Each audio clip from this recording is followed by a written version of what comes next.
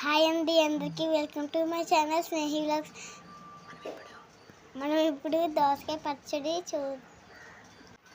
మన ఆరోగ్యకరమైన దోసకాయ పచ్చడిని తయారీ విధానం చూద్దామండి. చాలా బాగుంటుంది.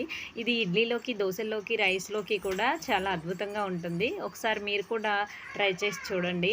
మనం ముందుగా వెల్లుల్లి, జీలకర్ర, వెల్లుల్లి, పచ్చిమిర్చి పోపులో వేసుకొని వేపుకోవాలండి. వేపుకొని పక్కకు తీసుకొని అదే ఆయిల్లో కొంచెం దోసకాయ ముక్కలను వేసుకొని అవి కొద్ది సాల్ట్ వేసి మగ్గించుకోవాలండి. అవి మగ్గినాక దాంట్లో కొత్తిమీరను వేసుకొని కొత్తిమీర బాగా ఫ్రై అవ్వకుండా జస్ట్ ఒక 5 నిమిషాలు ఇలా మగ్గేలాగా చూసుకొని పక్క సైడ్కి తీసుకోవాలండి.